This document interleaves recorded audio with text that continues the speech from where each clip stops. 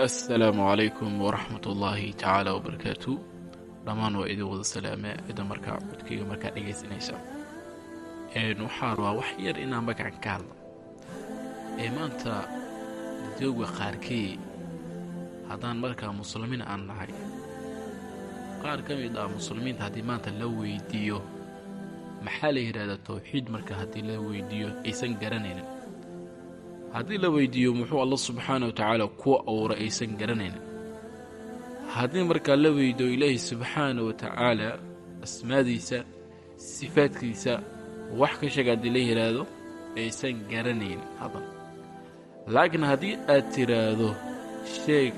laacibkaas intuu dheelaa ama kooxda uu ciyaaraa uu kuu soo tirinaa waa jirtaa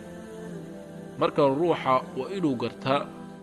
ilaahay subxaanahu wa tacaala sababta u awray inuu ruux marka u garto nolosha bini'aadamka waa taawa yoolka iyo qaayaha loo abuurinayna waa taa marka waxaad leeyahay Allah subxaanahu wa tacaala hala barto tawxiidka waxa la yiraahdaa hala barto sidoo kale waa inaad fahantaa sababta lagu awray maanta haddaa xifsan tahay intaasoo laacibin magacyadooda waxay kuu sheegayaan magabari adaa iyo markaa ku sugaysaa su-aashaasna waa lagu weydiin laakiin waa inaad garataa Allah subxaanahu wa tacaala asbaadiisii Allah subxaanahu wa tacaala in cibaadada markaa loo kala yeelo waa inaad dhammaan markaa garataa qaaya ugu weyna maxaa waa inaad fahanto Allah subxaanahu wa tacaala sababta ku abuuray waa marka dadka waxa ku baraarujinaya qaasatan muslimiinta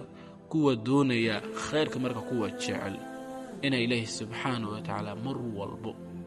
aad u dhawaataan taa marka idinku boorinaya wabillahi tawfiiq hada subxaanahu wa tacaala